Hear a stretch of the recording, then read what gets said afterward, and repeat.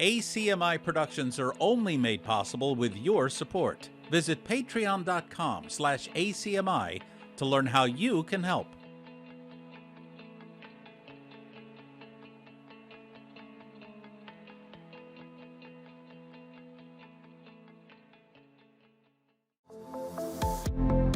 The following program is brought to you by Arlington Community Media, where we tell your story.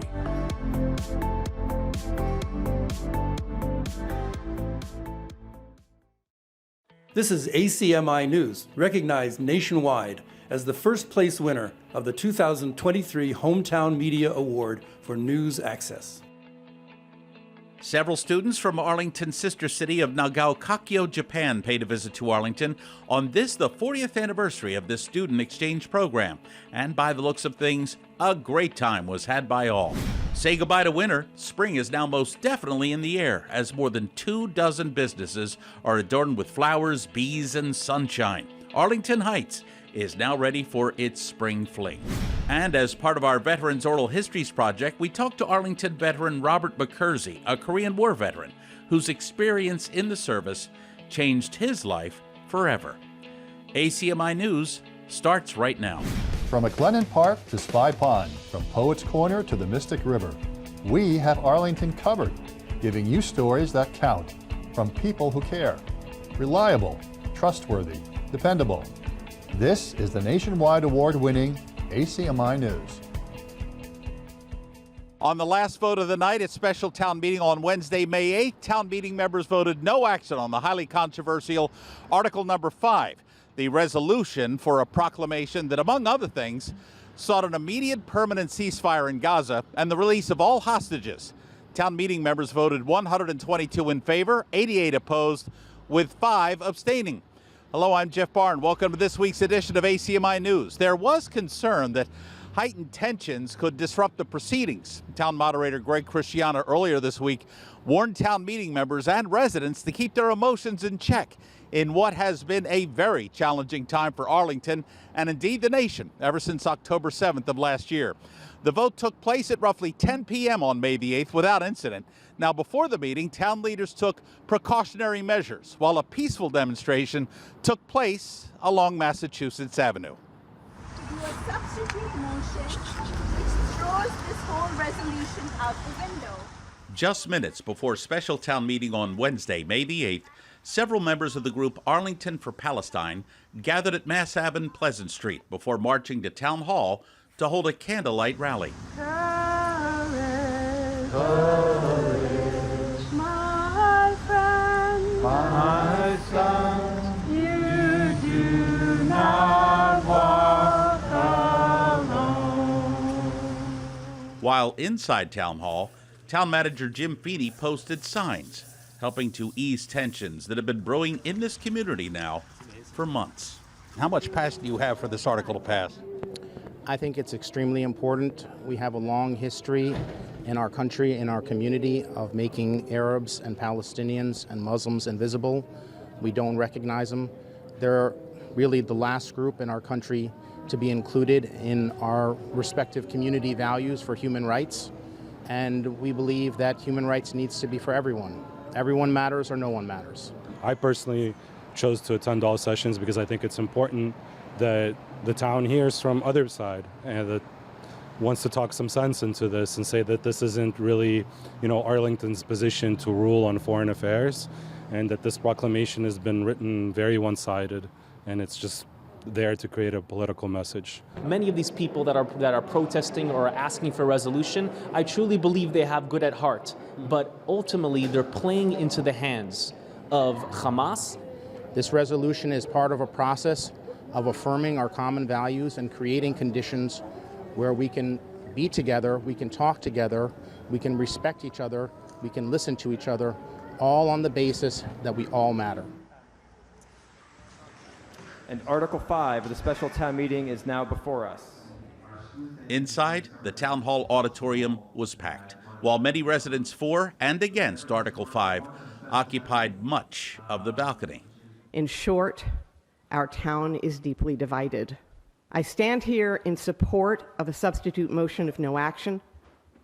because I believe that being forced to take an up or a down vote imposes a false binary and will exacerbate the existing pain and division in our town without having an appreciable effect on the lives of children and families in Israel and Palestine. What would you hope a small town in Gaza would do for you if your children were buried under the rubble of the Thompson School? If they were slowly starving to death in front of your own eyes? Or if your own mother was dying from cancer and did not have access to medical treatment she needs to die with dignity and without pain? So we now have a main motion of no action. And I'll do it. Let's hold applause, please. Please. In the concluding vote of the evening, at approximately 10 p.m., town meeting members voted no action, 122 in favor, 88 opposed, and 5 abstaining. Well, Palestinians are still dying. Civilians are still dying. Civilians on both sides are still suffering. So we're going to keep going. We're going to keep advocating. We're going to look for every avenue possible. We know they're going to try to shut down every avenue possible that's open to us. Now the onus is on the town, on the Human Rights Commission, on the DEI, on the town, to figure out how to bring different elements of the community who are sharing, who have pain from across the ocean, figure out how to bring them together at the table and have a proper talk instead of just signing off on a resolution that will do nothing. Are you surprised with the vote tonight? No, I'm not. We're a strong community, and we wrote to our town meeting members, and we got what we wanted, and we're proud of that. We're proud of our Jewish community. In the last 7 months, despite how difficult it's been, one of the most beautiful things to come out of it was to see the hundreds of thousands of Jewish Americans who have stood with us. And I want to send a very special thank you because I know it's not easy. You can get the latest on this year's town meeting by going to the town website, arlingtonma.gov/town meeting. Again, that's arlingtonma.gov/town meeting. And as always, ACMi will cover town meeting in real time. But if you can't make it to town hall, watch it right here on ACMi. Just go to acmi.tv. Again, the website is acmi.tv.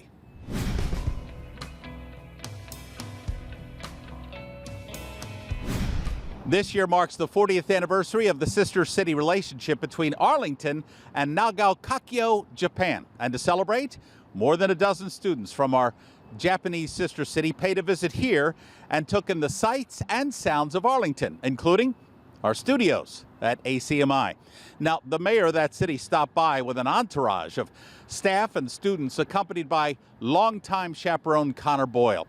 I had the chance to talk to Mayor Kengo Nagaokakyo, and ACMi's James Milan talked to Connor about this year's trip from Japan.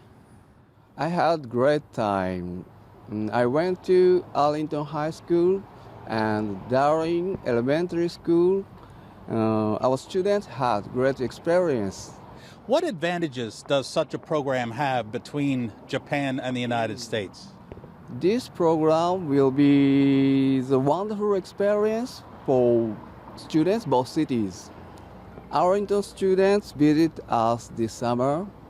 They will learn Japanese culture a lot. I hope this experiment will last for a long time in the future. With all the things that you've gotten to do, and given, of course, that the visit here to ACMi is the highlight every year. Absolutely. That's a given. What are some of the other things that you've noticed that the kids really, really enjoy, respond to in their time here in Arlington? I mean, number one thing I think the kids really enjoy is the interaction with their peers, with other kids their age. That's a great thing. But also with their host families. They have a great program where each student gets a host family, and they can create some real bonds, even just in the 10 days that we're here. But probably the Red Sox is what most of the students will be saying, and I think that's fair. We had a great victory the other day, good win, and yeah, baseball's big in Japan, and it's great to come here and see the MLB play. So yes, and I imagine that must be one of your highlights too, because the kids are totally entertained, and you get to sit there and hopefully enjoy some of the fare and some of the beer, et cetera, et cetera. Yep, absolutely, that's one of my favorite things. Coming back every year, this is a huge highlight for me. I love it. As you heard, the students stay with the volunteer host families right here, and a great time was had by all, including the adults. Okay, the town of Arlington just received a $186,000 Americans with Disabilities Act grant, and town leaders say that money will be used for significant accessibility improvements along the Minuteman Bikeway. In the past, it's been very difficult for a disabled person to access the bike path with limited parking and access points along the trail. Town leaders say these funds will be used to construct a storage facility at the Ed Burns Arena to house adaptive tricycles that can be used along the Minuteman Bikeway, and that these tricycles can be rented out through the Recreation Department. Construction is expected to be completed early this summer. Meantime, portions of the Ed Burns parking lot will be repaved with more handicap parking spaces and improved curb cuts at the arena entrance. The improved parking lot will increase accessibility for all visitors to the ice rink, surrounding fields, and path to the Minuteman Bikeway. Now, besides the flowers and warmer temperatures, beautiful day today, we are seeing a sure sign of spring right here in the Heights. The Arlington Heights Community Association held its spring window painting event on Saturday, May the 4th, from 9 in the morning until 1 in the afternoon. Area artists had the chance to paint more than 60 storefront windows in more than 24 Arlington Heights businesses. And the artwork had to feature a spring theme, of course, like flowers, sunshine, leaves, bees. I caught up with two artists who were putting the finishing touches on their own work along Mass Ave. It's wonderful. I love being able to do art and share it with the community, and especially around something that it's just so beautiful as spring. I did it for winter as well. Very different energies, I guess, for the two of them. But yeah, I'm happy that it's wanted as well, that people enjoy looking and seeing them.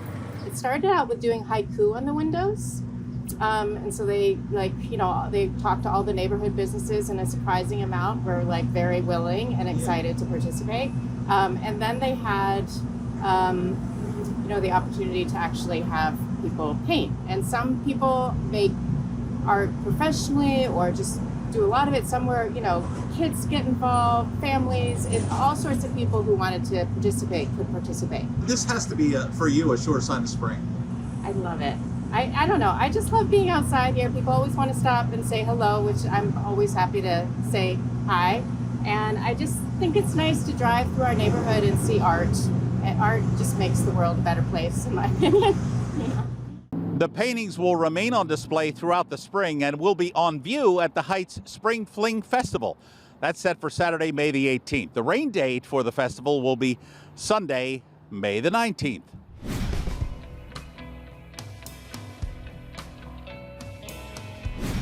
And this is a sure sign that spring weather is here to stay.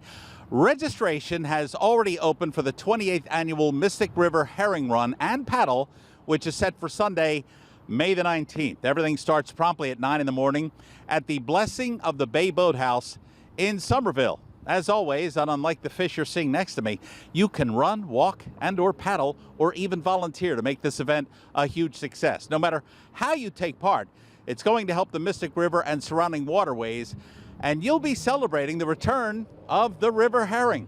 You'll be joining a community of thousands advocating for climate resilience throughout Arlington and, of course, the greater Boston area. Now, last year, more than 400 people came out to join the Mystic movement, and organizers are hoping to top that number this year, 2024. For more information on this very fun event, just go to the Mystic River webpage, mysticriver.org. Again, that is mysticriver.org.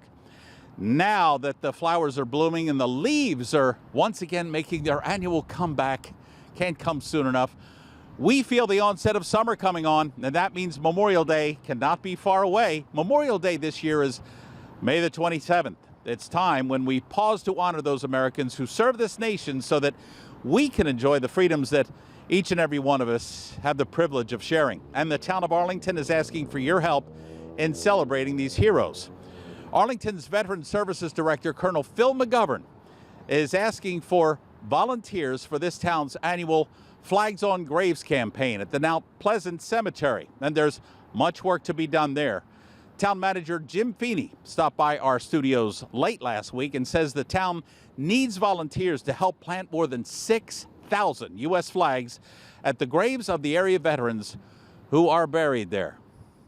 We are currently seeking volunteers for these Memorial Day preparations, and specifically our Flags on Graves program, which is a significant undertaking and does require a lot of volunteer assistance. And the core aim of the program, it's operated by the Veteran Services Director, Phil McGovern, is to prepare for Memorial Day by placing flags on Arlington veterans' graves.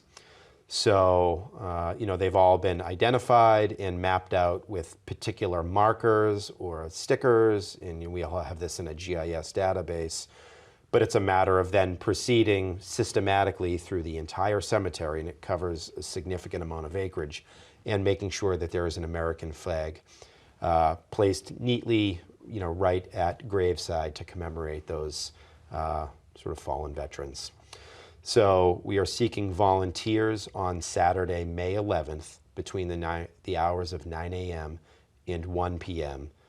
You don't have to RSVP, just show up to Mount Pleasant Cemetery, enter on Medford Street, and proceed to that central location, and you'll be given the tools and the flags needed to participate in really this very rewarding activity. I personally have had the opportunity to do it on a few different scenarios, and it is, number one, remarkable to know just how many veterans there are from Arlington, but it really has a meaningful visual impact when you're done at the end of the day, and you can look out over a section of the cemetery and see sort of this field of small new American flags. And a reminder, there will be a Memorial Day ceremony at the Town Hall Auditorium later this month. For more information, just go to the town website, arlingtonma.gov. As always, again, the website for the town, arlingtonma.gov. ACMi News is now working with area veterans in producing an oral histories project. We are giving our men and women in uniform the opportunity to tell their unique story. From World War II to the present, we're looking for veterans in all branches of the U.S. military to recount their own experience serving their country and how that experience changed their lives forever. In this newscast, we interview Robert McKersie of the town of Arlington. Now, Robert was a Korean War veteran who served in the United States Navy. And when his destroyer was not off the Korean coastline, Robert was traveling the world.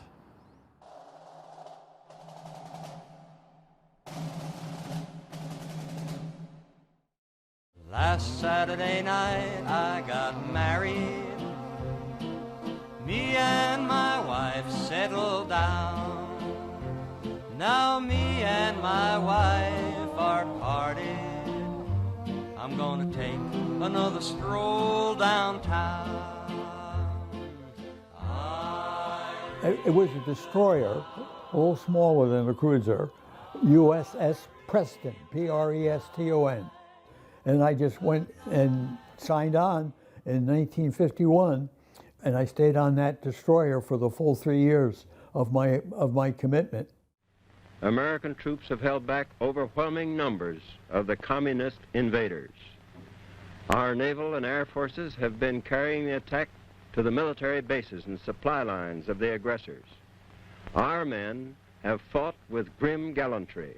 The role for the Navy during the Korean War was basically focused on the aircraft carriers and the planes that would take off and drop bombs to help our troops in the Korean War. In these hectic days of the Korean conflict, Navy and Marine squadrons concentrate on Red Armies surging south across the peninsula. And the best job I had was navigator. There's something, in those days, we didn't have the satellites. You used the sextant. You know, if you're out in the middle of the Atlantic, you're using stars. And there's something really magical about taking the star sites and getting yourself fixed within a mile, you know, in the middle of nowhere.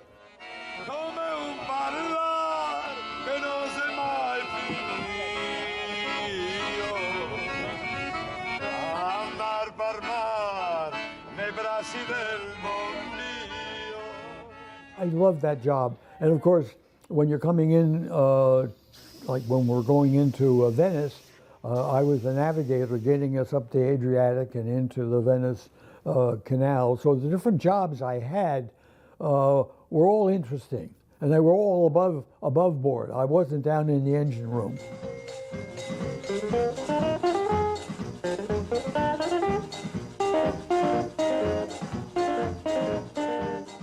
There were some down periods, and I had a court-martial some sailors. I mean, the story in some ways is humorous, but it was also tragic for them. The picture shows the ship out in the canal, so we needed to have Liberty boats going back and forth.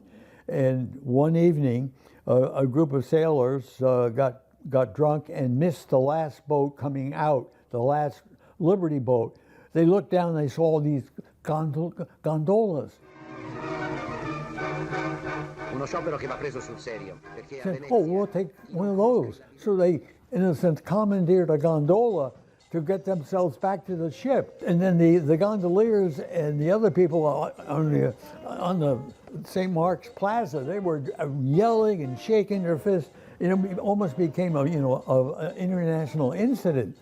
It was funny, but I had a court-martial these guys, and I can't exactly remember whether we drummed them out of the service. We certainly put them in the brig for a while. So that was a kind of a down experience.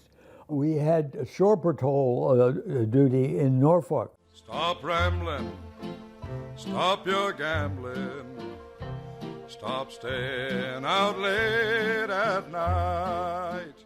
That song was very popular. In shore patrol meant you went ashore and you just were trying to keep eyes on your own guys, not getting too high and so on. So you're walking the streets, and that song is just playing through all the loudspeakers.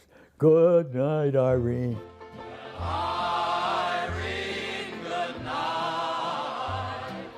Irene, good night. That song was during the 50s is when it came out. I think I'd like to say that you need to find some experience in some organization, you know, where you're mixing it up with a variety of people and you're kind of testing your own, you know, style and leadership.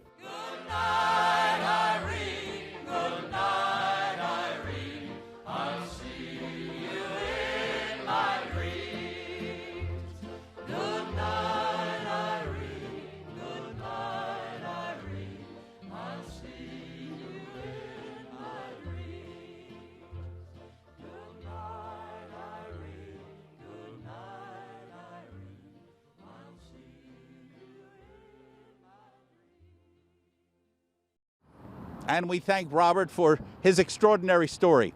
Hey, if you're a veteran, or if you know someone who is, we'd love to hear from you at ACMi.